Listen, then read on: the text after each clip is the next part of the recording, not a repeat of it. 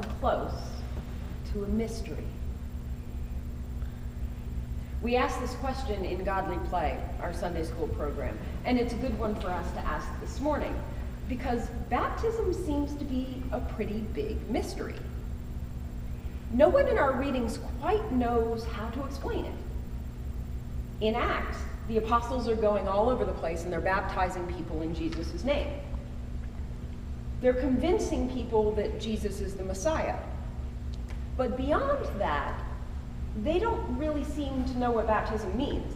It doesn't mean that people receive the Holy Spirit, because that happens at a different, later time, sometimes, but not always. Apparently, it's complicated. And then there's our gospel reading, where John is baptizing Jewish people.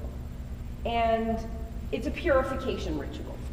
So the ritual back then required that you have natural water, like a stream or a river, some source of running water. And it was required of people who converted into Judaism. But here John is preaching to other Jews, so that's not really the case.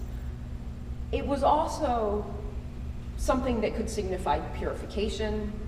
It could be something that restored an individual to the community. It could be done repeatedly to the same person, multiple times in their life. It was complicated. And even today, we seem to have some difficulty talking about what baptism actually is. We talk about our long tradition and history of water, right? Everything from creation to the Exodus to Jesus' own baptism this morning. And we talk about being reborn into new life, and we talk about forgiveness of sins, and we talk about fellowship in the Christian community, and all these are really different ideas. And they're all really different from what happens at Jesus' baptism and what's happening in Acts this morning. So I think the difficulty in getting exactly what baptism is may be because even though we're all baptized, and John's followers were baptized 2,000 years ago, and Jesus was baptized, it hasn't really seemed to change anything. Even after being baptized, we ourselves are still imperfect, mistake-ridden, sometimes hurtful people.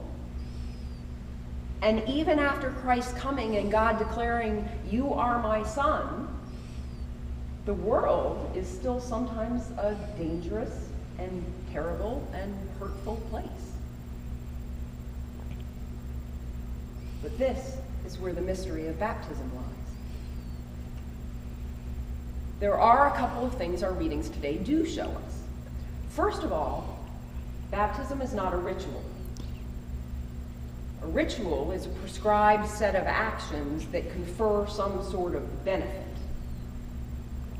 But baptism doesn't bestow the Holy Spirit upon those Samaritans, and it doesn't bestow it upon the followers of John in Luke, because the Holy Spirit isn't at our beck and call, no matter how many rituals or ceremonies we perform. And the second thing is that baptism doesn't confer some sort of one-and-done sin forgiveness, because God doesn't deal or trade for sins. You do this, I'll give you that. Interesting story. The Emperor Constantine actually waited until his deathbed to be baptized, because he thought, well, if baptism confers forgiveness of sins, I can't do any more sinning after this, and I'll just go straight to heaven. The thing is, God is not interested in us checking a box, like some sort of heavenly visa entrance requirement. God isn't compelled to do anything just because we say some words and sprinkle some water around. This is the problem with viewing baptism as a ritual rather than a sacrament. A sacrament is an outward and visible sign of an inward and spiritual grace. It's kind of like a spiritual tattoo. Getting a tattoo won't turn you into a biker, but it might signify that you are one. Getting baptized doesn't make God forgive you or love you. It signifies that you're already forgiven and loved. The danger is in mistaking the sacrament, the outward sign, for the thing itself. We are all, baptized or not, children of God. We're all, baptized or not, moved and loved by God's Holy Spirit.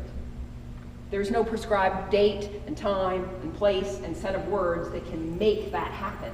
It's God's free gift.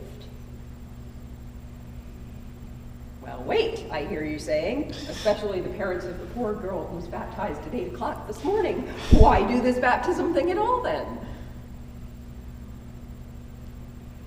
That brings us back to the mystery.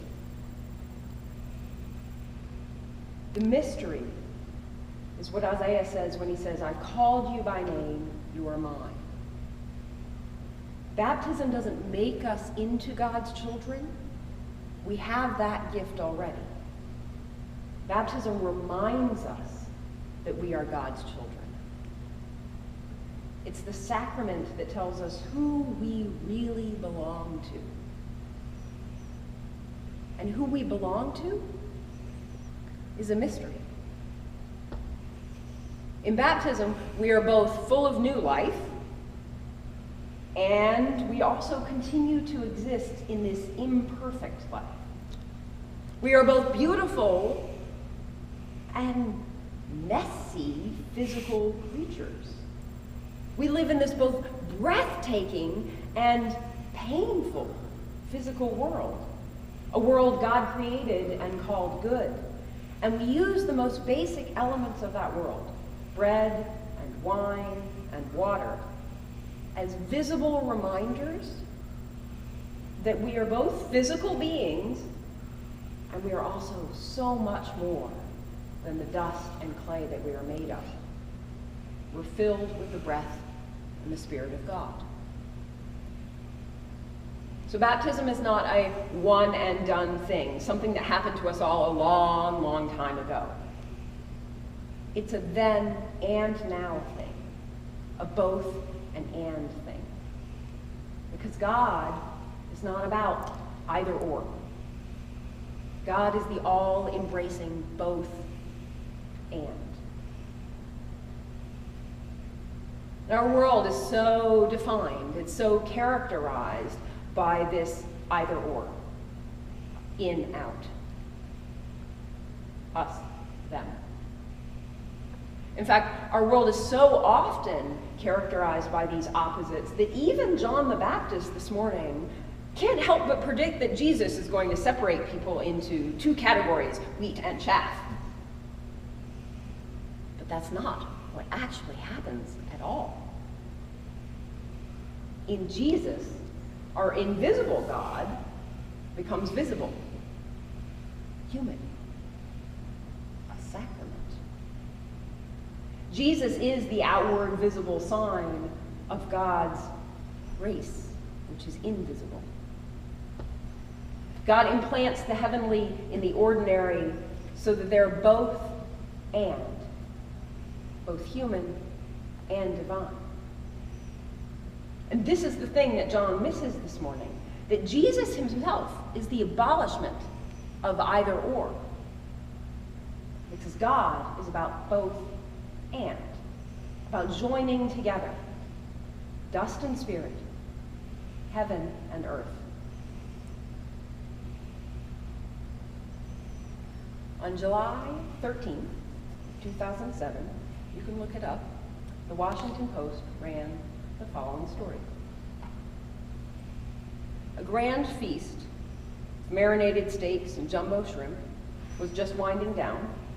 A group of friends was sitting on the back patio of a home in the 1300 block of Constitution Avenue. They were sipping red wine. Suddenly, a hooded man slid in through the open gate and put the barrel of a handgun to the head of a 14-year-old guest. Give me your money, or I'll start shooting, he said. The 5 other guests, including the girl's parents, froze. And then one woman spoke. "We were just finishing dinner," she said. "Why don't you have a glass of wine with us?" The intruder took a sip of the very expensive French wine, said, "Damn, that's good wine." The girl's father told the intruder, "Take the glass, take the whole bottle." The would-be robber, his hood now down, took another sip and had a bite of camembert cheese that was on the table. And he tucked the gun into the pocket of his sweatpants. "I think I may have come to the wrong house," he said. "I'm sorry. Can I get a hug?" So the guests, one by one, gave him a hug. "That's really good wine," the man said. "Can we have a group hug?" So the 5 adults surrounded him with their arms out. And with that, the man walked out, crystal wine glass in hand, filled with the wine. No one was hurt. Nothing was stolen. And in the alley behind the home, investigators found the empty crystal wine glass on the ground, unbroken.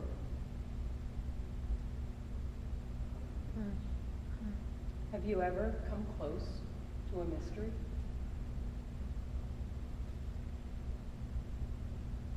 The woman didn't have to offer that wine, but she did. And in that moment, everything changed. Because God is not about victim or criminal, poor or rich, heaven or earth. God is about both and. And at our very best, when we remember that we are baptized into the both and of Jesus, we can make real that mystery. We can make God's invisible grace visible. When we live into our baptismal vows to respect the dignity of every human being, to love our neighbors as ourselves, we become the sacrament. We become the outward and visible sign of God's grace. And that grace changes everything.